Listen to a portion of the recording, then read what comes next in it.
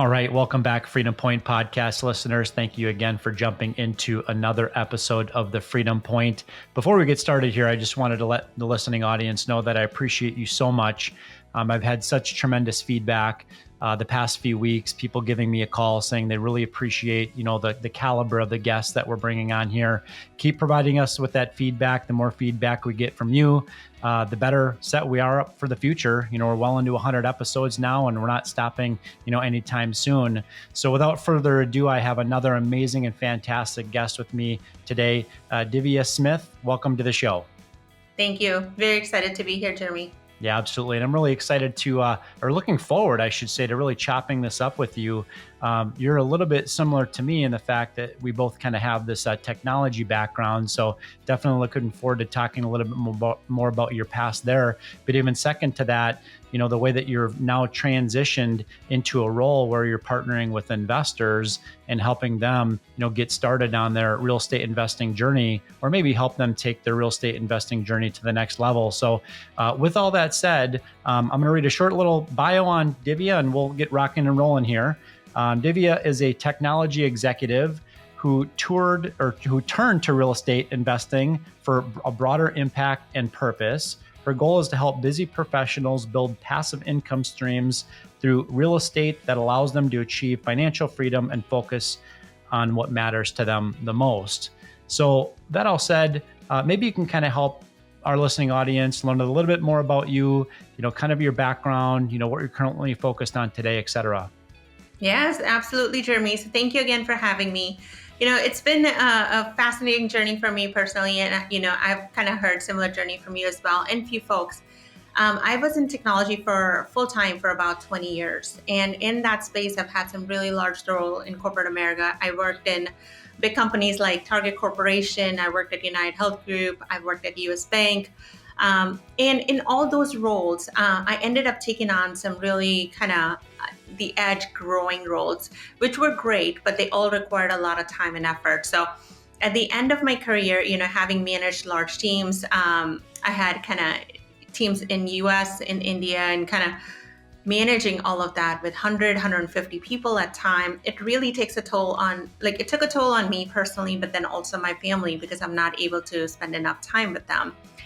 And that was a moment for me to realize, if I'm spending all this time and there are other people just like me who are spending all this time, we don't have enough time to be able to research what other investing or financial options there are. So that kind of led, the thought process of me looking out for what other ways are there for people to be able to live financially free. And I think that freedom word is a little bit subjective for a lot of people. So we'll maybe break that down in a few minutes here. So that's when I started to look and found a couple people who were also, senior executives in corporate America. Both had quit their jobs and were doing real estate passively. And that was just such a fascinating concept to me. And I talked around to a bunch of people around me, people who were working, and they had not heard that. So it is still a concept I think a lot of people are just starting to learn about. It is still new and fresh. So I took it as a mission for me to kind of jump into that space, but also share it with people.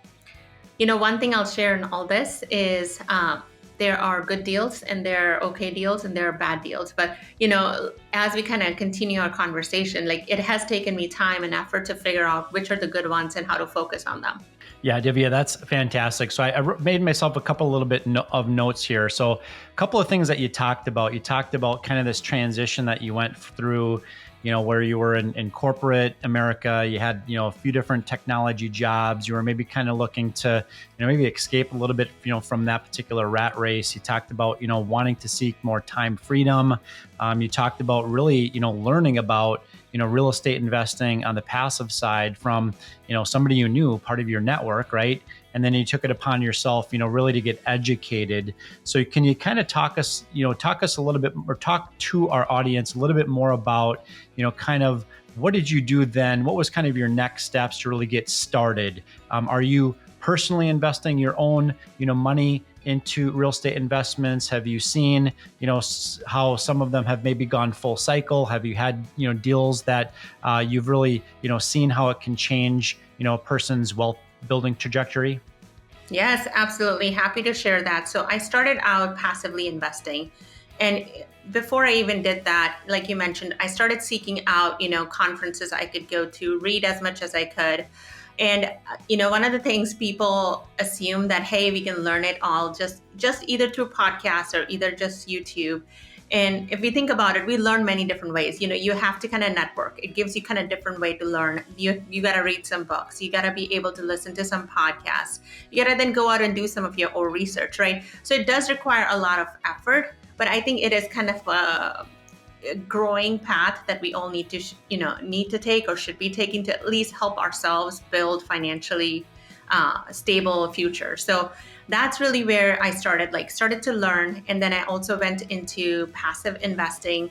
I invested with people that I knew. I did my research and background with sponsors, but even through that process, what I knew 2 to 3 years ago to what I know now is of course different, and I would invest differently now that I know what I know. Yeah, absolutely. And it sounds to me like you learned by doing, right? And that's one of the challenges that I think a lot of people have is, once you've got the network, once you've got the education, once what tools there are out there from a financial perspective, really the next step is actually taking action. And it's not until we take action that we really learn about what works and maybe what doesn't work, which is also why I am, and I'm sure you are as well, a big fan of diversification, right? Not Absolutely. every investment opportunity that you invest into is going to be a home run, right? It's not true in Wall Street and it's not true in Main Street, right? So really appreciate that perspective. So we talked a little bit more earlier, or we talked a little bit about, this kind of concept of freedom, right? We hear that being thrown out there a lot, depending upon which circles people run in. We hear about time freedom. We hear about, financial freedom. We hear about financial independence, right? These types of things. So really, what does that mean for you specifically? And how does that message typically resonate best with your audience? Yes, absolutely. So you said it perfectly. The freedom concept, right? It's the time freedom, location freedom, is the financial freedom, right? Like those are the three big ones that we talk about. The reality of situation is most people they want to escape the rat race, but on their own terms. And it doesn't mean they want to completely walk away. So, one of the things that I have to be very candid with my investors and anybody I talk to is I was in technology and I absolutely loved it. I absolutely loved every single role I've done. Of course, there were times I was working lots of hours, but I loved it. I enjoyed it. And there's still part of me that, wants to do some of it. So for me, that freedom meant I did not want to work full time. But if I could work on small consulting gigs, if I could do small projects at time, that really allowed, freedom for me. Like you mentioned, the time freedom for me was really big. I did not want to do, 10, 12 hours a day. Of course, pet peeve of mine, and I'm sure a lot of people can relate to this, is being on meetings after meetings after meetings. That is one thing that just kills joy in me. So for me, it was like, how can I get out of this meeting cycle that we have created, but truly still deliver value? So for me, that freedom was more about, can I work on things that I really want, while also building a real estate portfolio and then sharing my knowledge with others. And it has led to even so many more opportunities that I didn't realize, because I have now more time and I can go seek more opportunities. So I think that's really my message to most people, is like, don't think of it as leaving your job and you're going to be sitting at a beach, because even that, you're going to get bored in a few weeks. Maybe, some people can push it to about a few months, but that's not really what financial freedom means. It's like, let's go after our passions and kind of really work through them. Yeah, absolutely. I'm a big supporter of people, spending more time thinking about it in the lens of maybe replacing the dependence, on active income. But, the truth is that it would likely, in most people's cases, it would take a few $1,000,000 in order to fully replace a person's active W-2 income if we're looking at a distribution payment of, say, 8%, right?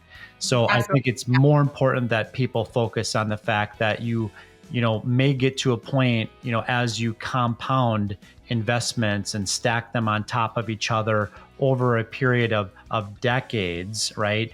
Where you then can get to the point in your financial wealth building journey where now you're able to look back and say, because I took action steps 20 years ago, now I'm finally in a position today where I can truly look back at the amount of income that it takes for me to sustain my current lifestyle and know that I don't have to continue to actively earn as much income as I would have had I not made those decisions earlier on. Yes, absolutely. I love that, Jeremy. And just to kind of share what you mentioned, we do think of replacing our income, but then we don't realize when our income is smaller, our taxes are smaller, we are working less, we have more free time to be able to cook food at home, able to do certain things at home. So our expenses go lower. So it is really like a compounding effect. So, taking that time to really identify what's my basic need, my basic expenses. And then for me specifically, if I give my example, I took 6 to 9 months of my expenses and I had that much in savings before I took any actions. And I wanted to make sure I was solidly covered before kind of realizing what that would be. And for most people, it can range between, 4,000 to 7,000, depending on where their mortgage is. So you multiply that by 9, and that's kind of what, you want to have in savings for sure, concretely kind of giving you a plan here. The second thing would be, you want to make sure that can you cover your expenses, your basic expenses, your mortgage, your food, your electricity, some of the utilities. Okay, and if that's probably going to be less than what you're looking for. And you realize like you have that freedom of time a lot sooner. And if that just means instead of working 40 hours a week, you ask for 20 hours a week and it gives you more time at home and with kids, it just is a different way to think about lifestyle, which I know many people in Europe have already taken, but we're just way far behind in learning how to live. Yeah, absolutely. And one of the things that you said that kind of made me start to think about this a little bit more, is this concept of, cash flow investing versus equity investing. And that's one of the things that I really like about, investing in real estate, and specifically is if you are aware of enough operators out there, enough different types of business plans, and quite frankly, there's a lot of different investment, classes you could invest into. There's different, it could be either a build to rent opportunity, it could be a value add, right? It could be an assisted living property that maybe is going to take 20 years to go full cycle. One of the nice things about real estate investing is if you diversify across enough different asset classes with a number of different business plans, so to speak, you can change the way in which you invest in the future when those deals start to go full cycle. So an individual that's in their 30s and 40s, for example, they may be more focused on taking a little bit greater risk with additional equity upside potentially at the end. Whereas as somebody that gets into their 40s, 50s, 60s, et cetera, and now is looking at walking away from active income, they may be more focused on cash flow type investments at that point, and less focused on chasing that equity. Yeah, absolutely, Jeremy. And like you mentioned, we got to be very clear about what our goals are. If you're looking for cash flow, it's different asset classes. If you're looking for equity at the end, that tends to be different. And then you mentioned, about diversification. I was basically all stocks, when I got started in this, and realized stocks and real estate have an inverse relationship to each other. When stock tends to be high, which is about right now, real estate is starting to go low. 2 years ago, stocks were like bad. Like our 401ks, we didn't even want to look at them. And then real estate was soaring. So why wouldn't we want to diversify and truly take advantage of, like that diversification, their opposite relationship to each other, and really have ability to kind of buy real estate when it's low and then kind of hold on to it for a longer term with the mindset, yes, you will, have equity at the end, but you got to have it cash flowing day one. I think that's been my personal goal in kind of just any deals that we end up doing. We also make sure, they are cash flowing, because if it's not, something is off, right? Like, so it's not a good deal to do that. So for us, we always focus on a cash flowing deal, but then of course there's a high equity potential at the end. Yeah. Now I know everybody's investing goals are a little bit different, but for your average investor, what would you recommend is kind of that healthy balance between, Wall Street investments versus more Main Street investments? Yeah, that's a great question, and something that I've actually been personally working on mine as well. So Um, Before I got started in real estate, majority of my savings were all in 401ks, and I was maxing out my 401k. Good news is, if folks who are listening to this, if you're not maxing out your 401k, especially if your employer matches any percentage, oh my gosh, need to start do that. That's bare minimum. Then you want to make sure you have enough savings in place for a rainy day for 6 to 9 months, and then just additional more in stock. So if that comes out to be, let's say, 50 to 60% of your assets that end up being either between stocks and 401k, that's great. But my number at this moment is 30 to 40% in real estate, because that is my long-term play. I know I'm not going to likely get a whole lot of Social Security. I'm not banking on it. So that's not going to happen. The way 401k savings have kind of turned out, yes, I've seen an average about 7 to 8%, but inflation just is really killing all of the savings that I've had. So if I look at really all my expenses and kind of what was in 20 years of my 401k plans, it really hasn't panned out to what I thought it would by now. And I think that was another wake-up call for me to look at my account and go, I've been saving for 20 years. I have not bought any fancy cars. I have not, done any of these other extravagant things, yet I'm not where I thought I would be by 20 years. Yeah, you brought up an excellent point, and I've mentioned this before on this show, and that is, I've been maxing out my own personal 401k plan, with the company match and everything for almost 25 years now. And I look at the balance retrospective of the fact that I haven't paid taxes yet, right? On some of that balance that's sitting there. I look at that balance and I think to myself, at my current lifestyle right now with my family, my entire 401k balance would be depleted in 3 years if I were to retire right now. So I've been maxing out my 401k for 25 years, right? But yet I only have 3 years of income to live on. So that means if I continue to max out my 401k for the next 25 years, right? Statistically speaking, I'm going to have 6 years, to retire on. So great points that you bring that up. I would like to ask you another question, and that is, investing in real estate isn't always rosy, right? Yeah. Things don't always go up and to the right, at least in the short term, right? So have there been any challenges that you personally have faced as a limited partner investor, that you'd be willing to share, and maybe what kind of the outcome is projected or expected to be? Yeah. So unfortunately, as a limited partner, I did invest in the top of the market, which was in 2022. And I think a lot of us are seeing hurt in a lot of those properties, especially with the interest rates going up higher. And even in some of those investments, honestly, I worked with some of very strong operational partners, yet, we're seeing some hurt there, and I may potentially get 50% of my original investment back. Now, something that I invested in last year, I expect that to still kind of meet all the numbers. So it is one of those things, until I took actions, I didn't even realize and learn, what good looked like, what great looked like.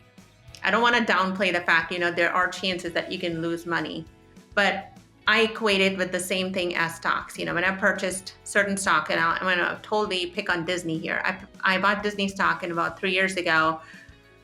I was very, very headstrong on it, very bullish about it, bought $30,000 to $40,000 worth of it, and I just sold it for $25K because I was like, I can stay here, keep losing money, or I could move it else somewhere, where I'm going to make money. So there's kind of losses and gains everywhere. I think the hard part is we get stuck in analysis paralysis. We can't let ourselves, like the fear, just get the best of us. We need to kind of keep moving forward and taking actions. Yeah, absolutely. And like I had mentioned earlier, it's really when we take those action steps that we truly learn, right? Otherwise, we're just going to, stay in the starting blocks and never, make any forward progress. So I know, and that when it comes to investing in real estate, and you could even make the argument in Wall Street as well, it all comes down to the team that's managing, whatever that business plan happens to be, right? So can you maybe talk through, what that looks like for you in terms of how you, evaluate the team that's ultimately, charged with managing and operating, that particular asset during the hold period? Yes, absolutely. So having gone through this now multiple times, and just as a little background, I own 6 properties at this point in time. So 6 multifamily properties. I'm working on my 7th one as we speak. And in that process, my first one is going to be always the learning one. So I've had some really good learnings from it. So I'll speak to that, but then because of it, how I've been able to kind of switch my strategy. One of the things that I learned early on in that first property is the role of property management. It's still number one. Having very good, solid team running the property. These are, most of these property managers get kind of starting salary 70, 80K. They are kind of average salary, and they are managing $1 million worth of property. And so we really need to be careful about who's the property management company we are going with. Are they good? Do they have good reputation? So that's been a good learning. Now, making sure that sponsors understand that, how critical their role is. So, one of the things I do ask most of the sponsors is if they have worked with somebody, has it gone well? And also give me an example where it has not gone well. We want to see and make sure they've gone through the trenches of good and bad, not just all good and rosy, because reality is, life doesn't work that way. So that's number one. Number two, I would say, is location. So for me, location is just so critical. I'm very bullish about DFW market. So far, it's been really well, gone really well overall. And it's backed by numbers, right? So make sure, even if you are pro a certain location, like you're all in for a certain location, you want to make sure that there's data backing up the right demographic, making sure people are, the average salary of the folks around, it makes sense. There are people actually moving to that location. So that's why that location can be really important. For me, third one, and it always doesn't tend to be for everybody's radar, but for me, safety is really big. It's just my own personal belief that when people feel safe, they bring in the right kind of people, and they also kind of keep a good community in place. So for me, those 3 are the big ones: the right property management, the right location, and then, really making sure it's a safe environment to space. Now, one of the default things, regardless of what deal it is, the numbers just have to work. So after all the numbers work, those are the other 3 things I would look for, right? Like if you have the right loan, you got the right cost basis on the property, it's the right rate cap, all of that in place, and I have cash flow. And that's when, even after that, those are the other 3 things I would look for in a property. Yeah, I love that. You talked about the management team, the location, wage growth, job growth, safe neighborhoods, right? All those things are incredibly important. But, then it always comes down to the numbers, and the numbers don't lie, right? And I'm like you, right? If I'm going to invest in a deal, I want that to cash flow day one, even if the sponsor does not implement any phase of their business plan. Okay. They all buy a property, whether it's a build to rent or a value add or core plus, right? It doesn't matter if it's A down to C class, right? Doesn't even matter the asset class. Could be assisted living or retail, flex office, et cetera, right? They all have a plan in place, right?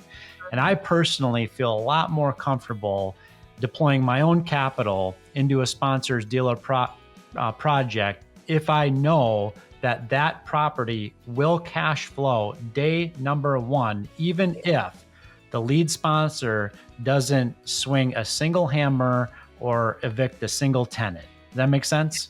That absolutely makes sense. And as you probably said, the hardest part in all this is when you buy this property, you have to have enough cash reserves, but then also make sure your, I call it the balance, right? Like making sure if it's 70% occupancy, that's going to give you a break-even number, whether it be 75%. That number really doesn't go above 75% break even, because the reality when a lot of these property sellers are going, they end up filling the property at the end. And I'm sure you, Jeremy, know, you cannot sell a property. You can't put it on a market below 90% occupancy. It has to be 90% occupancy. So at the end of it, when sellers are trying to get it on the market, they fill it up with maybe not so good renters. So really making sure, yes, it cash flows, but it cash flows with that break even number, ideally about 70 to 75%. Yeah, absolutely. Let's talk to that busy professional that was like you and me, technology background, crushing it in corporate America, doing everything we can to climb the corporate ladder, crush the W-2. Then a couple of kids come around, right? What would you say to that in that busy professional that has never invested passively before in anything? Okay, where should that person go to get started, to become educated on the benefits of diversifying outside of Wall Street and into Main Street? Yeah, great question, Jeremy. Great question. So, what my suggestion would be is you have to learn some of the basic terminology. Just like when we start in corporate America, we join any new job. For first 3 months, we are on training.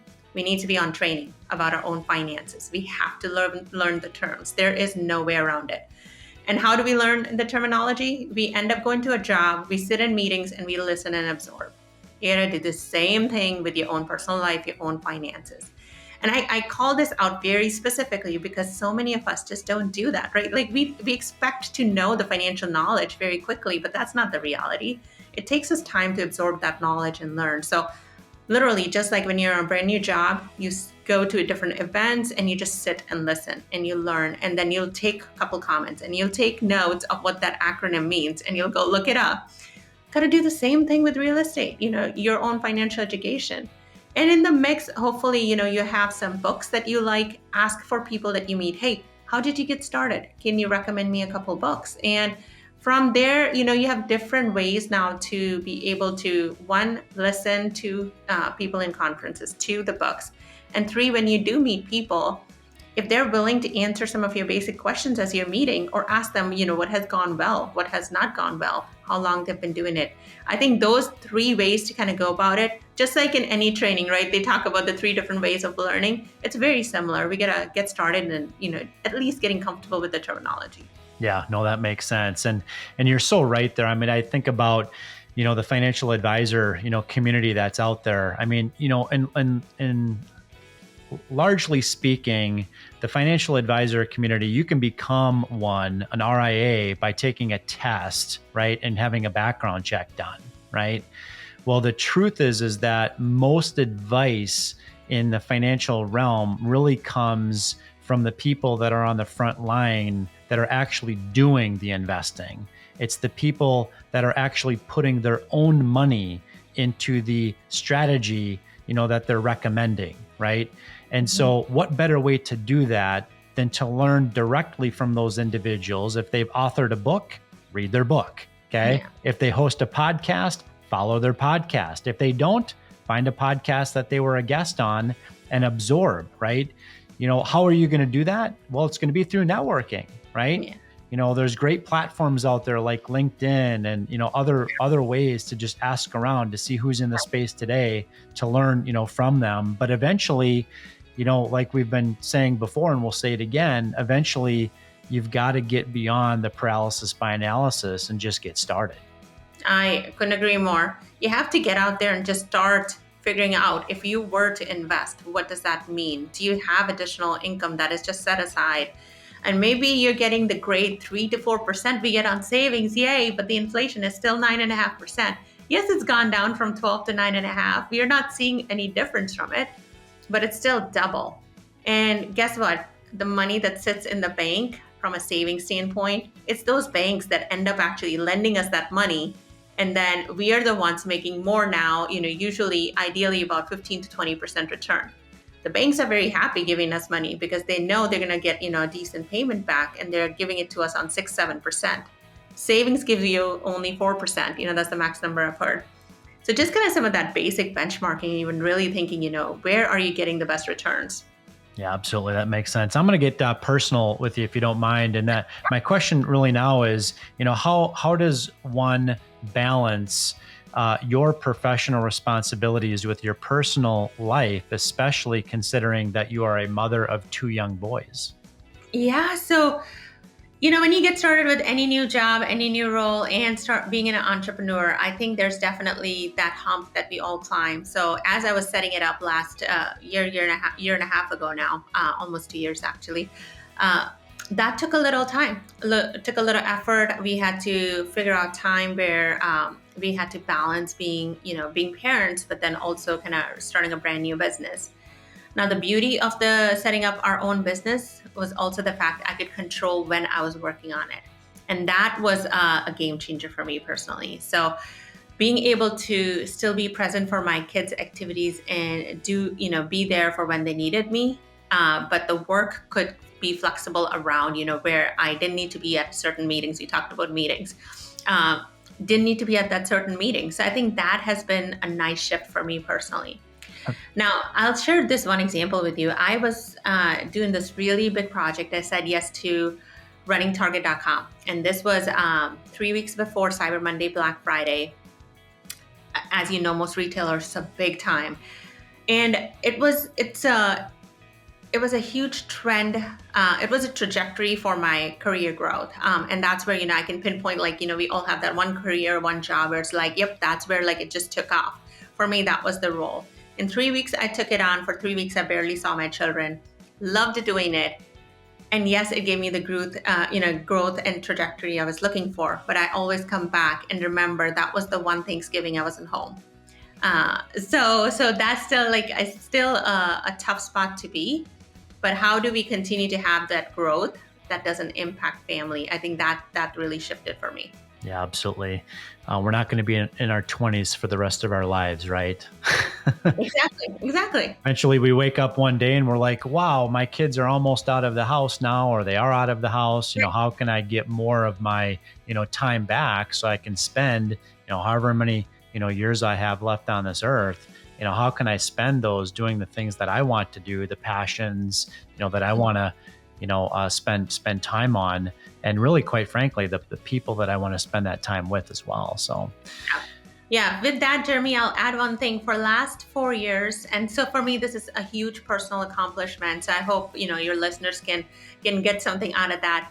It took me 4 years to get to a point where I could take a summer off with my kids, and that's huge for me. And I didn't want to be a teacher. Yes, I could, but that just didn't. That wasn't the right spot for me to get the summer off. But finally, this was the first summer where I could have, the whole time with my kids. I'll have 6 years with both of them together in house.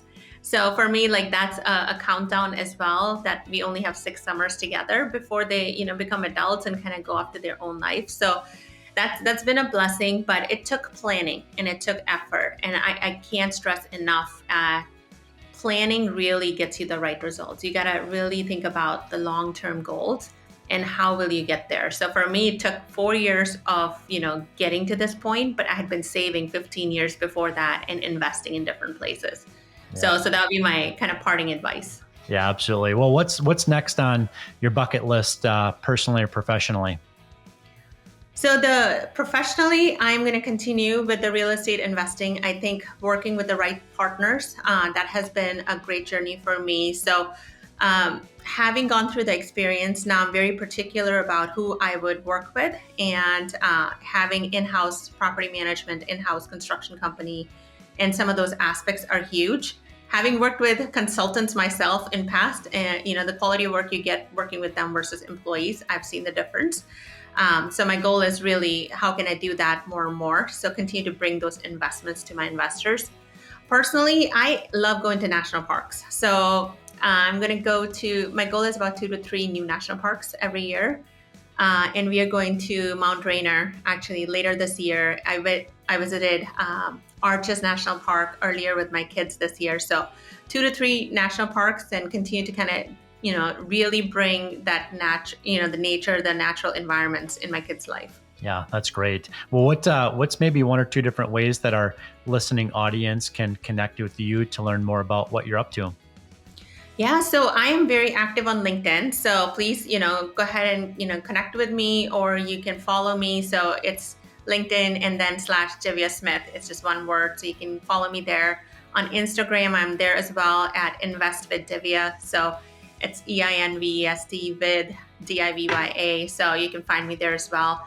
Also on YouTube, I also do webinars just like you do, Jeremy. Mine tend to be a lot more informational. I have a lot of people who are kind of in that early phase of learning. So that's another place. That's great. Well, we'll put those links in the show notes for today's episode. Divya, thank you so much for the value that you've brought our listening audience today. Thank you. Thanks for having me. Of course. And listening audience, thank you again for jumping into another episode of The Freedom Point. We look forward to having you join us on the next episode.